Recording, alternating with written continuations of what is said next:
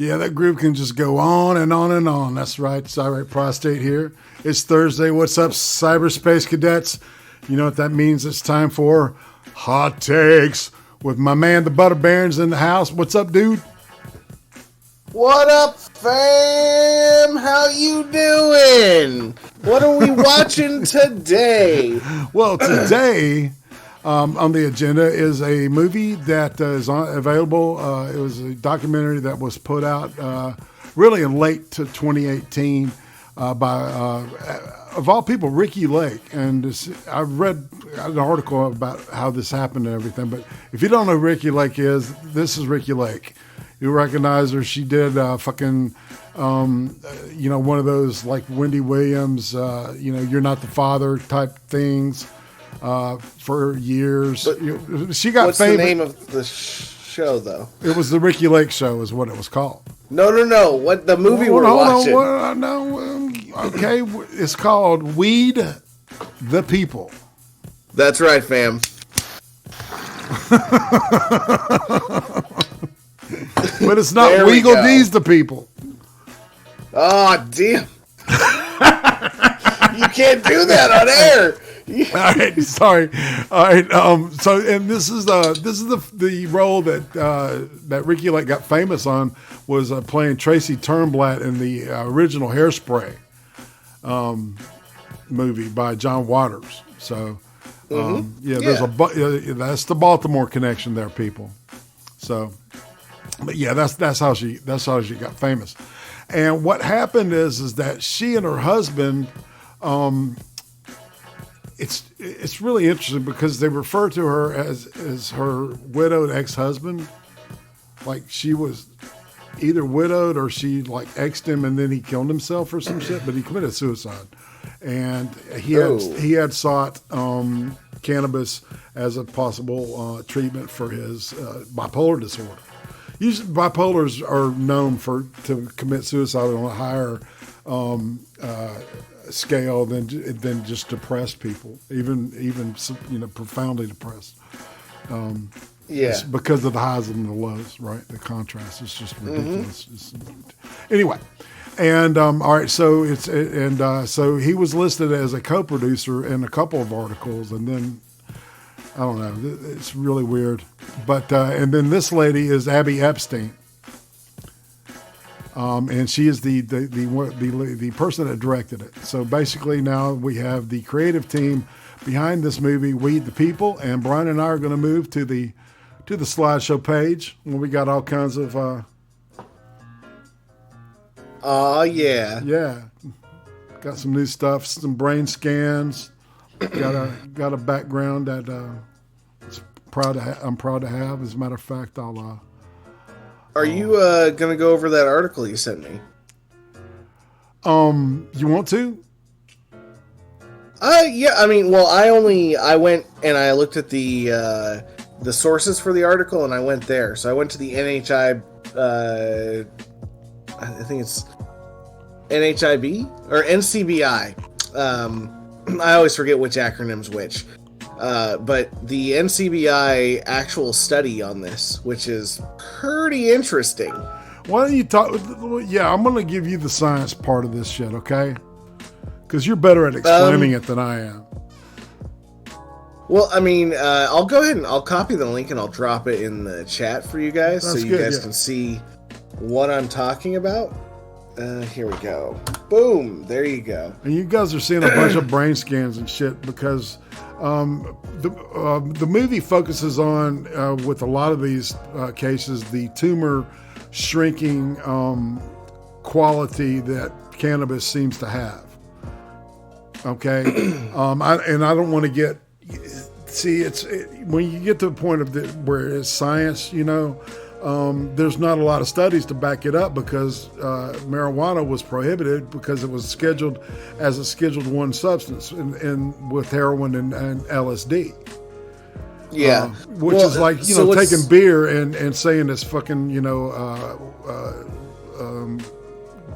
rubbing alcohol or whatever. Fucking. Well, I mean, if you're going to make that analogy, we really should do that with sugar. Because it kills more people than anything else. No shit. No shit. But if you read through the study, this is obviously, unless you have access to their full website, then you can't see the entire study. But they give you the summary and the abstract summary for this study. And I'm just going to read this one sentence at the very bottom. These findings describe a mechanism by which THC can promote autophagic death of human and mouse cancer cells and provide evidence that cannabinoid administration may be an effective therapeutic strategy for targeting human cancer cells. So that's a study from 2009 done by the NCBI, or U.S. National Library of Medicine, aka government funded. That's like, and that's the way that that's phrased, man. I mean, it's pretty fucking clear that there's some I guess with some weight to the assertions made in this movie. Yeah. I mean, clearly. Now, how they portrayed that, I'm a little less satisfactory, but we can get into that. And this guy, I wanted to point out that the guy that I'm looking at right now is the chief of hematology and oncology at San Francisco General Hospital. So, I mean, these guys, these aren't quacks and shit. Although there's some people in there that are these nefarious type of God, I don't even know how to go into it. The movie displays a lot of these children that have cancer, right? Which is very, kind of emotionally, for me, I had a hard time dealing with it because I just found out my mom has cancer. And today we learned that it's not metastatic, that diagnosis was wrong. So, which is fucking fantastic news. So maybe we can get my mom all smoked up and shit. You know what I'm saying? But it's operable and everything. So, so it was really good news. And but this movie, I didn't have this news. I was thinking that my mom was gonna, be dying in less than 6 months. So, so this kind of hit me in the gut a little bit. Looking at little kids, man, and and the fact that this shit's a fucking weed, man, right? Yeah. Okay. They should be able to, make a shitload of this oil substance to treat these people for little money at all, much less, $5,000 for 2 syringes. Well, the only thing that keeps the price up on marijuana is that it's outlawed in most states and federally. Well, yeah, of course, so, exactly. Yeah, the more subterranean the economy goes, the more expensive everything gets. So, dealing with the substance that, according to the federal government, is still illegal, which is a big problem because, what did you think about the guy that was talking about that it was like out of xenophobia and shit is the reason that marijuana was outlawed? That was ridiculous. Yeah, I've actually done research myself into this because, surprise, the Butter Baron used to go to college,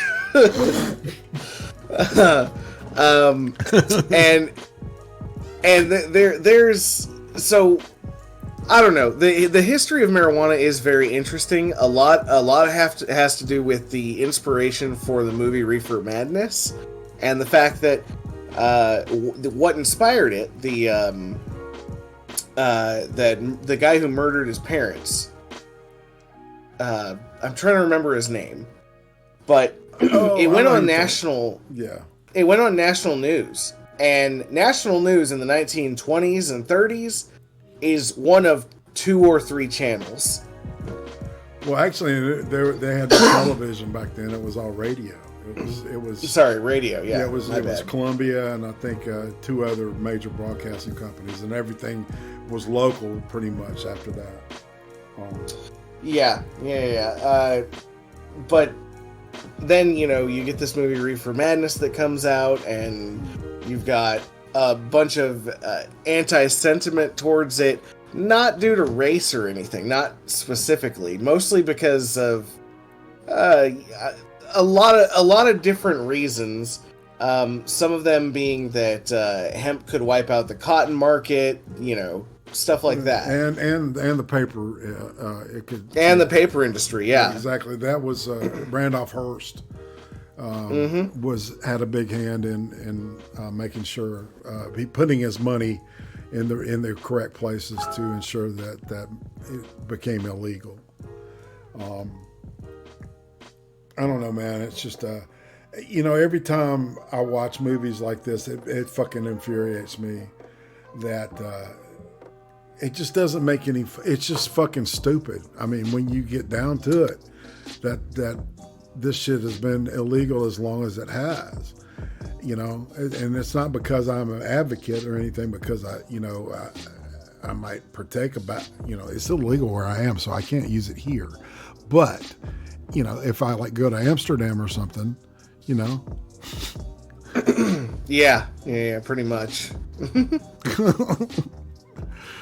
But yeah, the heart-wrenching part of it, and then there's there's these people that are taking advantage of these fucking parents that are in the worst fucking position you could ever believe ever find yourself in, looking at going to any lengths to save your child's life.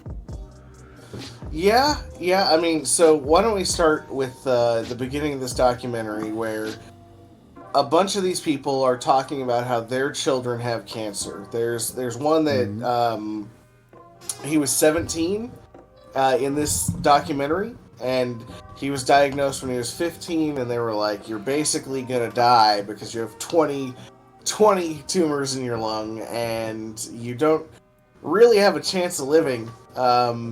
So good luck. And then they had another baby on there, where the baby had a tumor in her brain, and they had a little African American kid who, I forget what he had. What did he have, IRATE? Oh no, he had that. He died from his.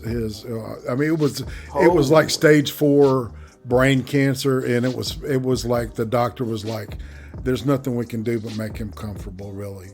And it was using cannabis versus opioids, and it looked like to me the kid was having a lot of fun being a kid, in the shots where he was obviously using they were administering the cannabinoids to him, right? Yeah, it was pretty crazy. I would say that was the heartstrings pulling moment of the documentary, which, if I'm being quite honest,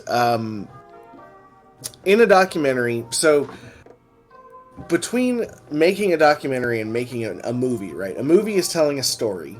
A documentary is just showing you what is happening. Right. And this was sort of in between the two for this section. Yeah. And so I kind of felt like it was, you're not giving me raw data here. You're not telling me what the benefits and the the downsides are really to giving this to the children, not on a medical level. You're not telling me, okay, well, if this child goes into a chemo, for instance, the baby that had the brain tumor, where they're like, you can hold off on chemo and you can try your alternative medicine first, but I'm sitting there thinking, no, do not hold off on chemo. What are you doing? Yeah, and that was what was alarming. It's like I didn't get where they were coming from, because to me it looked like the only times that this stuff was really highly effective was in conjunction with chemotherapy, and it's perfect for the nausea, right? There's an antiemetic quality to it, and the fact is, it makes your appetite stronger if you certain strains. That's something they didn't go into either. With the different strains, hybrids, and how they, what was working and what wasn't. You know what I'm saying? It used a really broad brush to say a lot of really, pointed, finite things. Yep. And there was a lot of fee-fees going on there. There were a lot of fee-fees. I'm not gonna lie, man. It's like, I wept a couple of times. I didn't weep because I see that as a manipulation of the audience, and it was. And I totally, I don't really in a place to be manipulated. I was compromised, right? Yeah. So yeah, they got me, man. But I don't really see that. That seems to me kind of wrong, especially if you're advocating for something that, for instance, it's propaganda. It essentially comes off as propaganda. This had a very AOC, knocking down the house vibe, and I'm like, this is not what you're not gonna help anyone by doing this, because the people that are against it, for instance, Godbother there in our chat,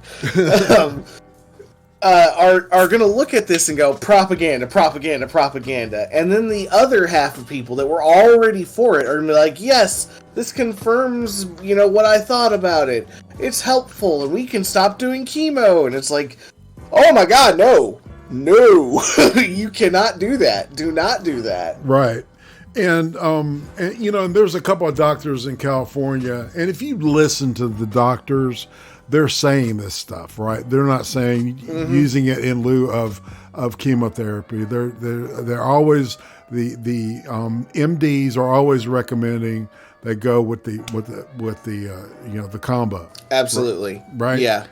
And that was something that was consistent. But these guys were also saying, and ladies were saying, this shit is important and it works, and we need to be able to have access to this to help treat our patients better. Right? You could even fucking cure them. Well, not cure them, but put it in remission forever, or for a long, long fucking time. Yeah. Well,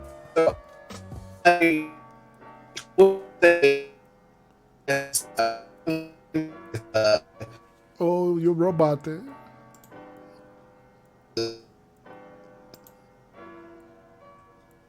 That's me.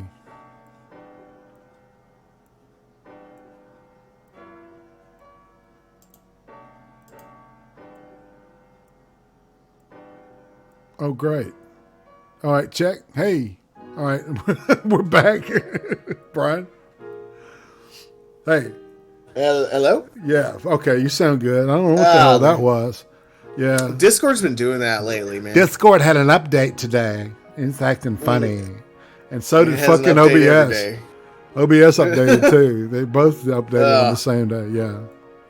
So I do love how the background of our live stream, it gets to just be fucking tons of pot. That's just hilarious. But that, I mean, do you see the new globe I got on behind the that stand. So what were we talking about again? I'm sorry, I got distracted by the disconnect. I know it was frustrating as fuck. We were talking about how, all right, the medical doctors were all like saying, right. Use this in conjunction with, with the chemo, and we need access to this shit, right? It's important, and it's the combination is not deniable. There's obviously something to it. Yes, I agree. But here's the thing. And I think that a part of this documentary, I mean, I guess, it's about the children. and following them through their journey with weed as a medicine. But people need to not forget that it's okay if it's recreational. Like, it's for kids. I'm not sure. I don't know what. Not for children. I'm not advocating for children there. Yeah. Well, not no. Right. The nervous system isn't completed growing until the age of 25. And I agree. And then, even though I smoked when I was like 18 and 19, it's like, in retrospect, I would have rather have waited. Right. I didn't smoke till I was 22. Yeah. See? Yeah. See, both of us kind of nerdish, Mm-hmm. Yeah. Not people like that. But, well, anyway. But yeah, I think one aspect that they really missed on, you're calling this documentary Weed the People, right? Right. So you don't actually talk about the people. There's only like 5 children that this is about. And, right. And it's sort of misleading as a title. Well, yeah, because you think it's it's stating a case either for or against, legalization, for recreational consumption, correct? That's where my brain went, right? Legalize it. It doesn't make any sense that it is illegal, though. Like, what? No, it doesn't. Let me ask you this. So, you did something in your house on your own that doesn't affect other people, except maybe the delivery guy. He might have got an extra tip that night. How is that a crime? How is what a crime? Because you're not hurting anyone else. You're not even hurting yourself, really. You're hurting yourself less than drinking alcohol. So absolutely. I'm confused as to why you get 20 years in some states for just having an ounce on you. Yeah. Hey, you're not hurting anyone else. I mean, yeah. I guess you could make the driving under the influence argument, but that's already illegal. Yeah. Well, and then there's, the big pharma aspect of it. There's been a pill form of THC available called Marinol. And I can't remember which company made it, or if they still make it. It's still available. As a matter of fact, my doctor said he prescribes it to old people. I was trying to see if he would be willing to look at it for my pain before I was treating myself. So, with natural herbs. And we'll just stop at that. Yeah. Well, look, I don't know what you're talking about, but I certainly have had a little bit of oregano just starting out this live stream. Well,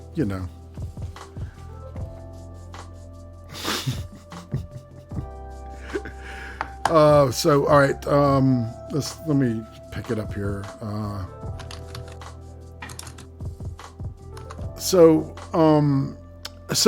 How all this started, right, is like Ricki Lake was on Dancing with the Stars, and she got this little super fan, this little 7-year-old girl who had leukemia. And I think, and I can't find out if the girl's still alive or not, but she was taken completely off of chemo, and supposedly she's in remission.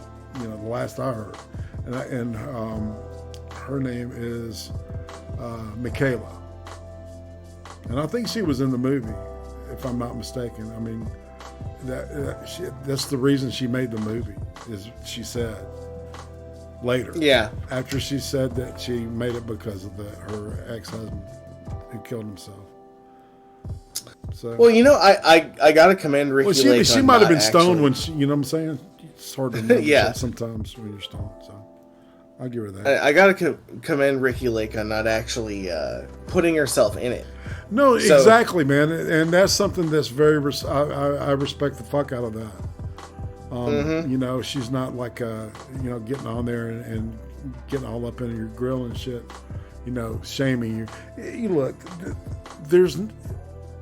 I think everybody that's sitting in the audience,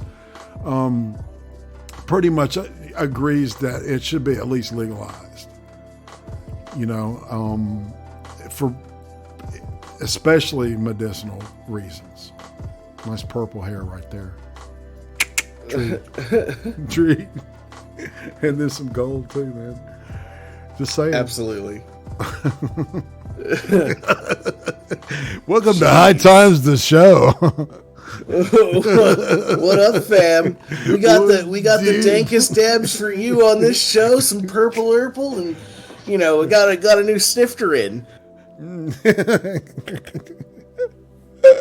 Oh shit.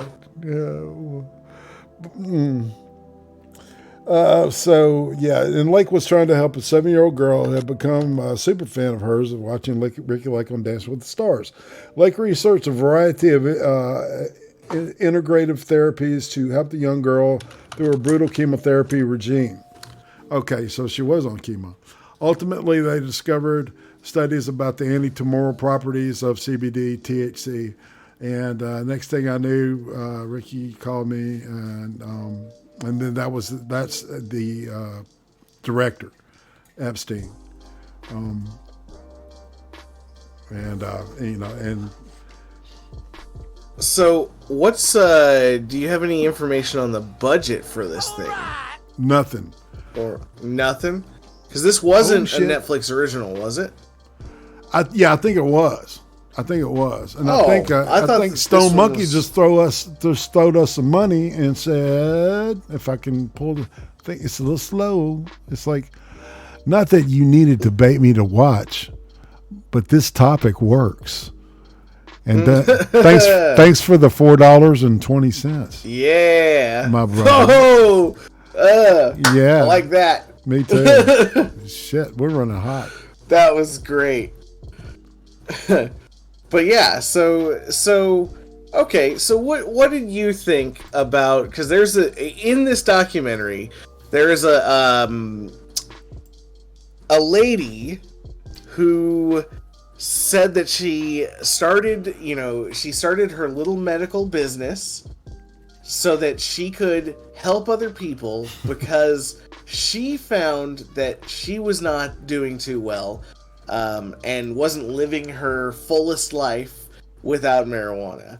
And I thought it was kind of interesting because she was talking about how she does a medical, hers is medical grade, and she does she's got everything measured out and everything. And I'm sitting there thinking, what you just showed us on camera was not you actually learning how to do medicine. They weren't wearing gloves, man. They weren't doing yeah. I mean, it was like fucking like no. She tasted it with her finger, man. Like I know. It was like, oh come on, you're not. It's not like you're using this shit to get fucked up every night, man. Because the way she just, I've seen like drug loving, and that's what that looked like to me.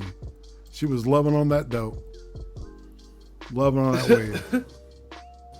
Yeah, no, she was, and I thought it was funny, but then, the way that she goes about talking to these parents when she's selling them, and I mean at exorbitant prices here, guys. She sold them, what was it? It was $1,200 for her special tonic.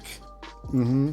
And then there was the two fat syringes were like $5,000 for the pair. Yeah. I mean, it was like, oh my God, that's so fuck, man, Jesus.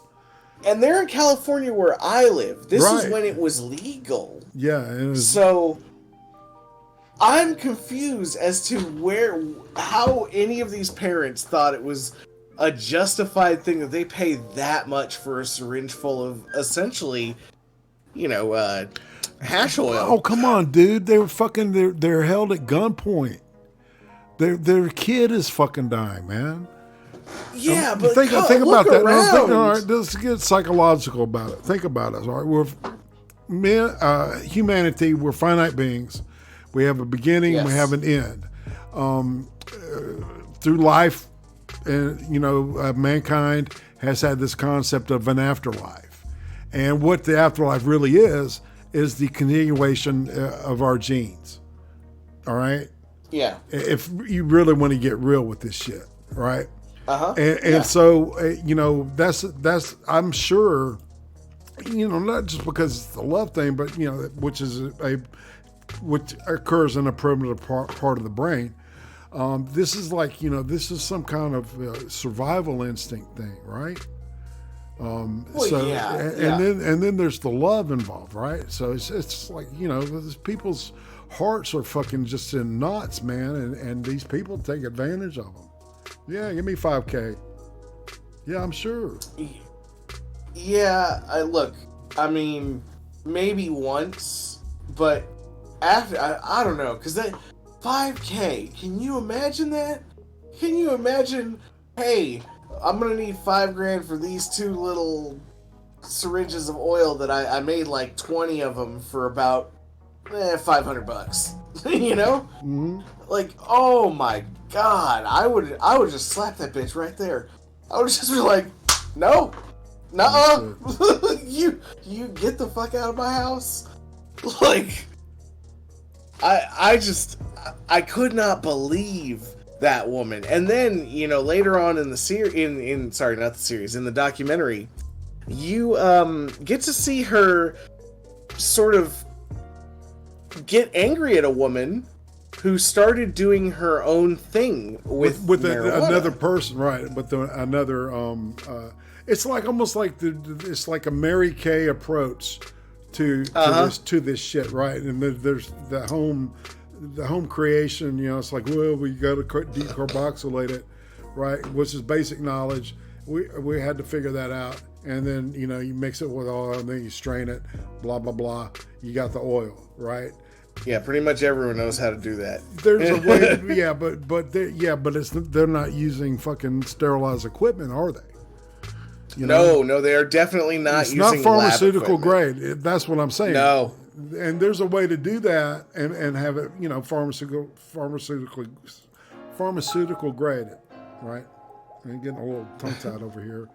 It's not because I'm on cannabis or anything like that, because that was illegal. It's legal here. Yeah. Now, in the past, in my day, I may have smoked a little bit, or maybe more than a little bit. Maybe I'm lying.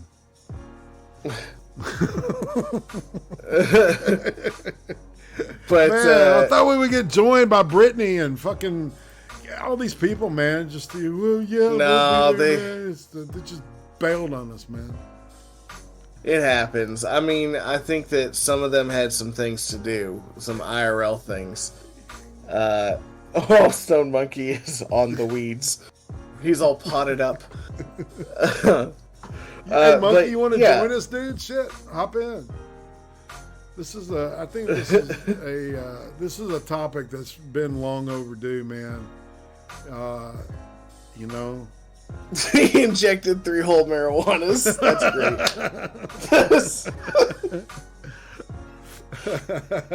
Funny as shit. Oh man. What up, Mal? How you doing? But yeah, so it's quite interesting that they not just.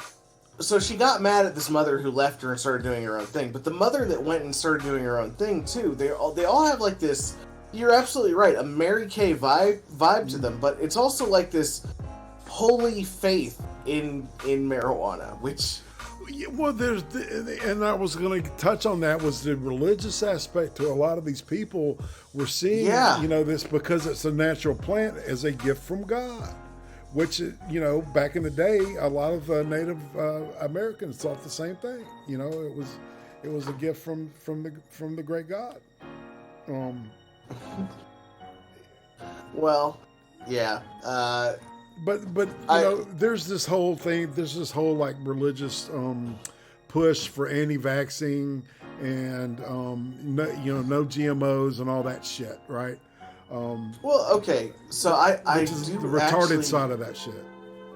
Yes, but I do actually want to say one thing about that, and it's that a lot of those people that are anti-vax, they're just uneducated and afraid.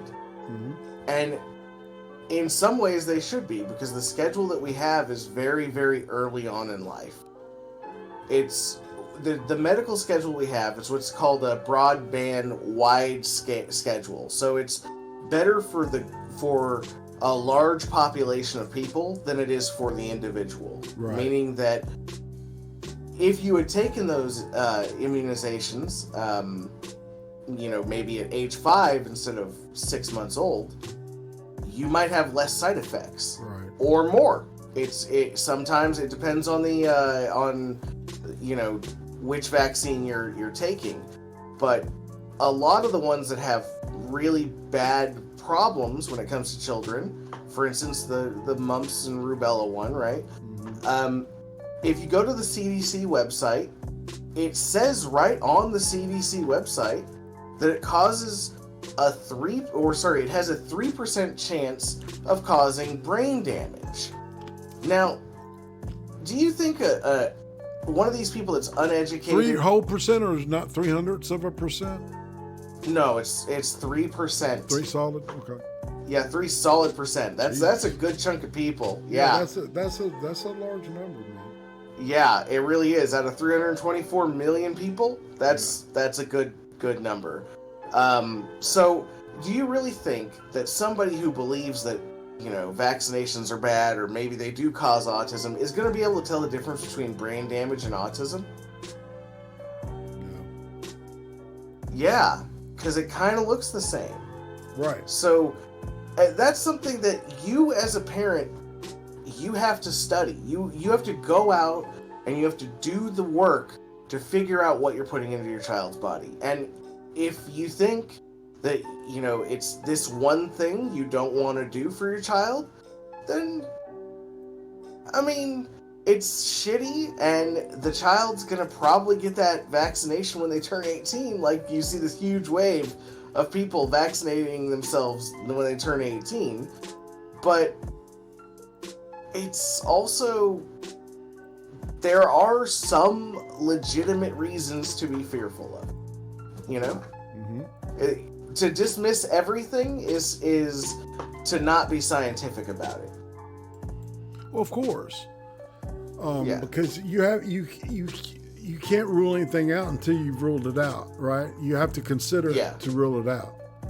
So yeah, I understand exactly what you're saying, and the fact that, and I did read that there have been studies on mice and stuff, that just started. For fuck's sake, this. Yeah. This fucking long, dude. I remember back in the 80s, we were like, oh man, it'll be legal by 1995. Bill Clinton will legalize it, but never happened. So it's like, but shit's starting to happen, and it's really a good thing. I do also want to say something about that. Be wary of studies on mice and rats, because mice and rats are not people, and there are certain things that can kill a rat that will not kill you at all. Yeah. Yeah. So fair enough. We have different body chemistries. When you hear about the studies done on pigs, though, that's when you should be like, oh, okay, well, that might have some pretty legitimate grounds. Yeah, and even, but I don't know, from what was presented in the movie, there was some significant reduction, especially in one child.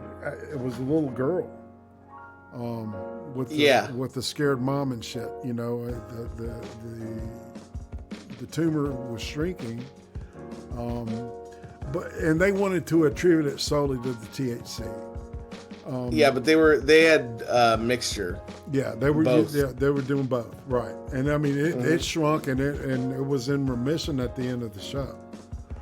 I think at the end of the movie, which would take place over 4 years. We got Stone Monkey in the green room if you want to pull him in. Oh, fuck yeah. I pull him in? Fuck there we go. I got him. We're good. Bring him. Well, what up, Stone Monkey? Whoa, shit. What's up, guys? Hey, man. I was legitimately waiting for this exact moment, and the moment I take my eyes off the computer for a split second. So it's like for a second I had both the stream and you guys. I'm like, oh god. Whoa. Yeah, no, that's great. I injected a little too much marijuana this afternoon. Oh man, that's awful. I hope you don't die from it. I hope so too, but it's good. I'm now relaxed, and then I'm rereading all my tweets back and forth with the Tonka alt on Twitter, and I'm fucking laughing at everything I said sober this afternoon work. Oh, nice. There's a slight difference between sober and stoned monkey. Stone monkey is a little more laid back, and sober monkey is a little more of an asshole. A little more. I'm a little more on edge, a little quicker. So yeah, I was having fun today. It was great. Oh yeah, that's to be expected. I mean, it's this miracle god drug that cures cancer. Hell yeah, dude! Oh, this shit, I freaking dude! I used some CBD pain cream for my fucked up foot that I got, and it helps a lot, man. I don't need the opiates anymore. Oh, that's cool. And it makes life great. Yeah, I totally think as an opiate replacement, they really should do some studies specifically on heroin use to marijuana use, because I've heard a lot of people don't know this about me. I never did heroin, but I did have a roommate who turned out to be a heroin addict, and provided he could get a hold of weed, he wouldn't do the heroin, which was really fucking weird. Right. And so we helped him. We took him to rehab. He got clean. He lasted like 8 years like that. You know that? And then he relapsed, and that's when I had to kick him out. I'm like, I can't do this anymore, man. You know? No, I feel you. I had a buddy that was like that. It started with the pain pills. I mean, I was fine with that. I was dealing with them. I was we were in 20s. Mm-hmm. It was whatever. And then all of a sudden, I walk into the bathroom area. He's laying on in the tub with a freaking needle in his arm. I'm like, oh fuck.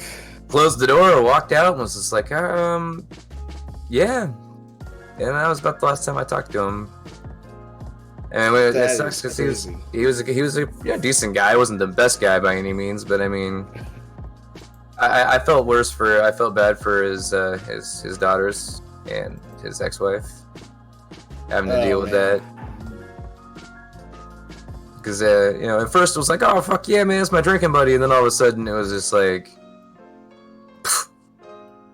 It's like, goddamn. It's crazy, man. He was the opposite, though, man. Yeah, he fucking became the Brown, man. I've always have been and always will be a fan of Lady Jane. Oh yes, yeah, indeed. So, all right. So let me ask you. All right, have you specifically looked at any of the other medicinal properties of cannabis and its applications, like towards cancer, tumor growth, shit like that? A little bit, not a whole lot on that. I've been more on the pain front, like with the creams and the solves, and I've looked in the tinctures a little bit. They're spendy, and I've tried one. It didn't really do much. I was told you just got to keep using them. I'm like, the cream is a lot better.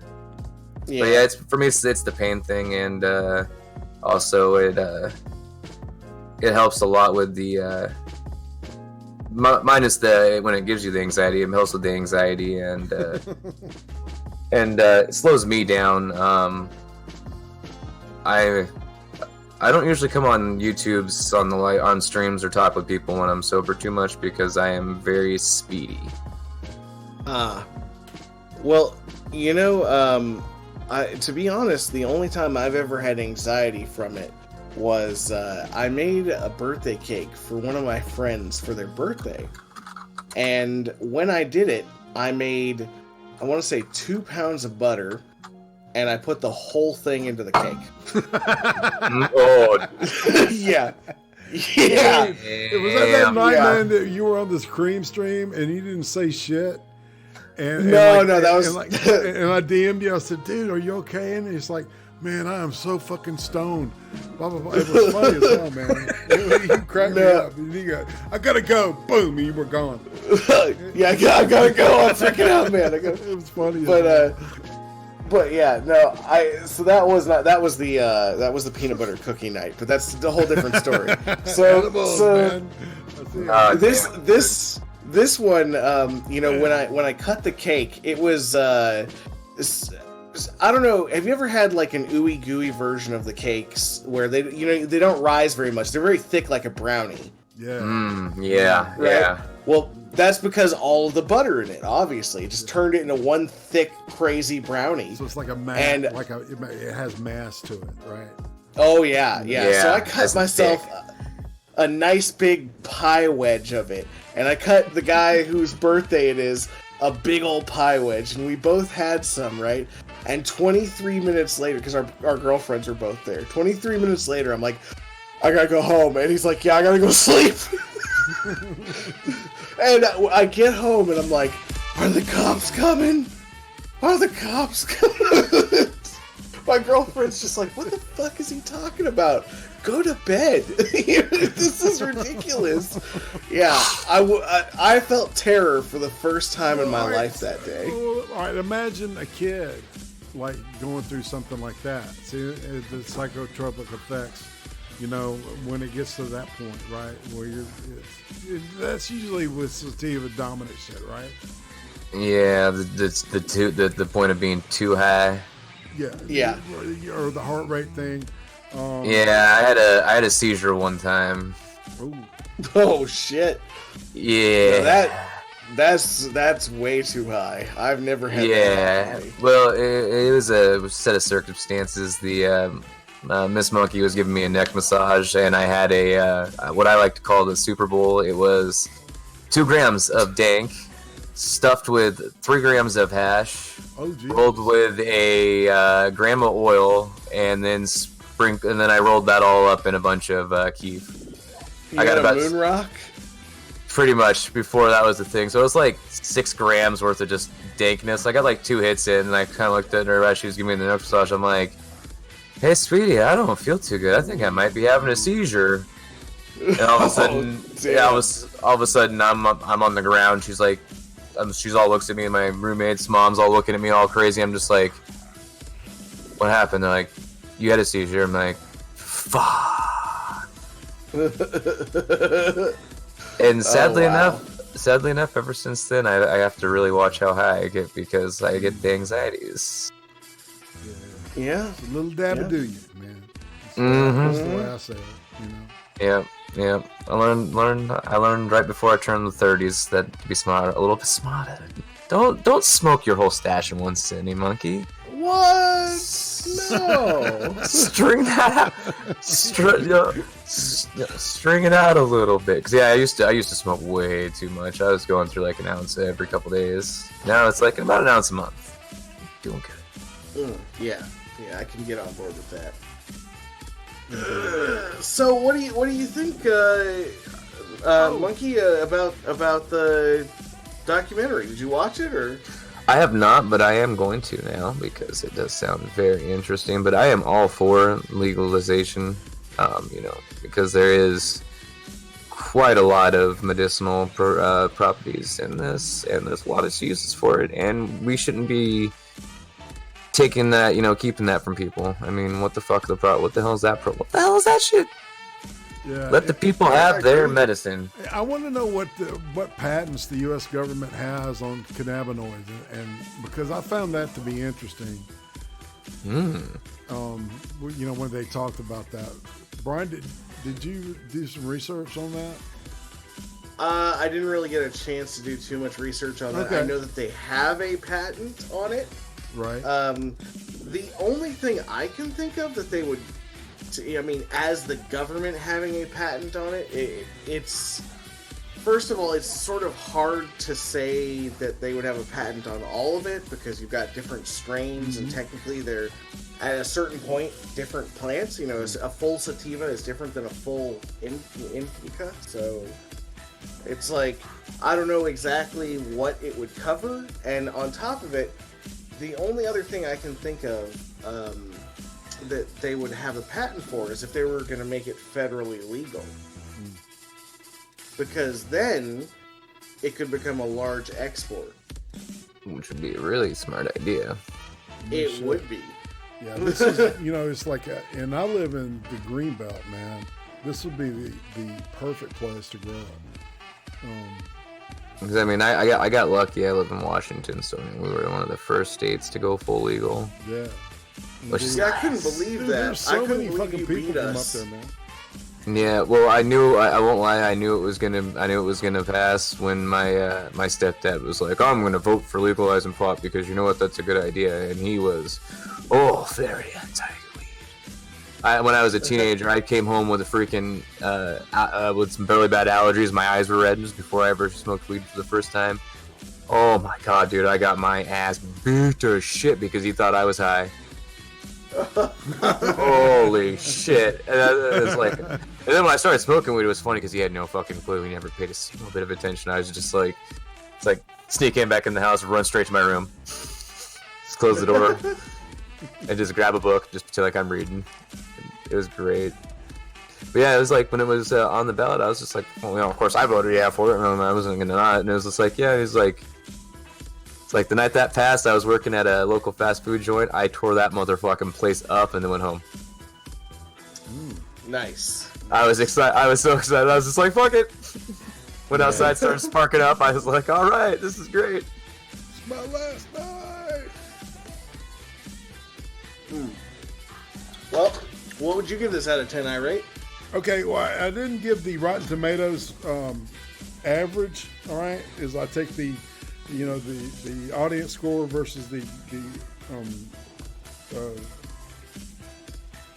just drew a blank on what they're called, the critics score. God damn. And it was 83.5. The critics were 100% on it. I'm like, this is what really. Was the, I wouldn't call it a hard documentary, right? Mm-hmm. Audience was like 60 something. 60, okay. 64. I'd say it's better than that, though. I would give it at least an 8.5. And subject matter, I would bump it up to a 9 because I think it's important to be. I think it needs to be part of the conversation on a regular basis until we've got some kind of fucking legalization on a federal level. So that's what I'm sticking with. Oh, and there's so much. It's so much tax money that's had, and it sucks. I won't lie. At first, when it first was, the stores first opened up here, it was fucked. Oh, sorry for saying fuck. But it was like they wanted freaking $120 for 3.5 grams. It was nuts. I was just like, nope. Walked out of the store. 6 months later, all of a sudden you're paying $100 for an ounce of some okay stuff, and then up to $280 for the like highest grade you can get, and it's not much better than the $100 stuff. And so yeah, I always go with the $100 stuff because it's primo for the buck. There you go. Well, so I would give the documentary probably a 7, and the reason I'm going to give this a 7 is because they don't really have a whole bunch of sources cited or anything like that. They don't interview a bunch of doctors or anything other than like 2 maybe. Yeah, the ones that are involved with the patients, pretty much. Yeah, and I really think that they should have gotten a good documentary would have talked to multiple doctors. This is more of a storytelling. The whole Jerusalem thing, I was like, what the fuck are they going to Jerusalem for? To just talk to this one dude? Well, Jerusalem, not Jerusalem, but why am I blanking? It's Hebrew medical. Israel. Hebrew medical, Jerusalem. Yeah, Israel, Norway, and Japan are all ahead of us on medical technology right now. So I can understand why they went there, especially with the laws being looser on it. Specifically, Norway is one of the ones that is doing a lot of work on marijuana. But I really don't understand why they didn't, you're only presenting a pro side. You're not presenting a con side at all. You're not really doing a whole lot. Right. So, well, I can kind of understand the no con side. I mean, just because the stigma. Yeah, maybe. Yeah. Years of propaganda against it. Well, but that's why. I mean, it wasn't horrible, and I would still recommend it to someone. I've seen other weed documentaries that were a little bit better, if I'm being honest. But this is the first one that actually has, somebody saying that it helps to cure cancer with some sort of backing in it. Right. Yeah, and doctors. Most of the time, most doctors, back in the day, they wouldn't be seen on camera endorsing the shit, right? True. Yeah, that's true. Because of their obligations to big pharma, blah blah blah. Well, they can't get paid that way, and anymore. It's illegal, right? So, and that was part of it too. So, but yeah, like I said, it was more of a story than a documentary to me. I thought that they could have done a little bit better on the information aspect of it, especially being current year. We have a lot of resources on hand. It's been legal in some states for 4 years now. How long in Colorado? 2016 or 2015? 2015. It was before the election. I think it was 2015. Yeah. So I mean, you've at least got some doctors in Colorado who are going to talk on film. I think that they definitely did a little bit of lazy work because I'm assuming that most of the crew were in LA, and I'm assuming that's where most of these people were when they filmed it because they had that family that moved to California specifically for it. Yeah, AJ was part of the Moore Park College, and then he's part of a study with UCLA too. And that was the kid with that had the lung tumors and shit that were reduced. Yeah. So that's really my only complaint, and why I'm giving it a 7 out of 10. I still would really recommend it for people. It's probably, on the medical cancer shrinking side, probably one of the better ones out there. Because you do run across the occasional documentary where you're like, this is somebody who has faith in marijuana and is not going to show me any actual evidence of anything.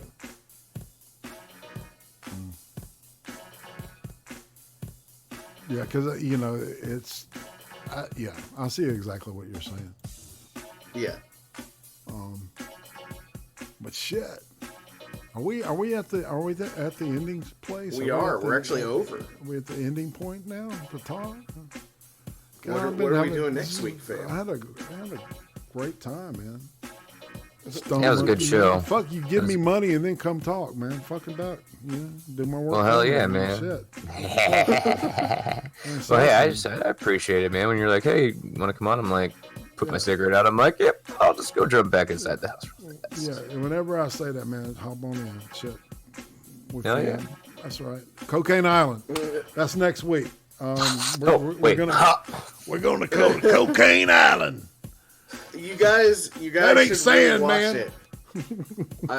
I would suggest watching it before coming and watching our show, because you're gonna want to get in on this. Believe me, guys. Yeah. And to be honest, I think that more people would have been involved with this. I gotten the word out better. So, got to look. No, I think you got the word out fine. People just have obligations, man. That's true. Obligations. That's true. Well, shit. I guess I don't know, man. You got anything you want to say before we split? Thug life, fam. He almost forgot it, didn't he? Monkey? Yes, there we go. Stone Monkey, whose name we can't type in chat, obviously. Z Monkey says, "Thank you for having me on. You have been a great audience." That's pretty good. That's not bad at all. All right, y'all. This is IRATE. I'm OUT until tomorrow night with Cream Stream 84. Hopefully, we're going to make another monster effort and make you happy. So come and check us out. All right.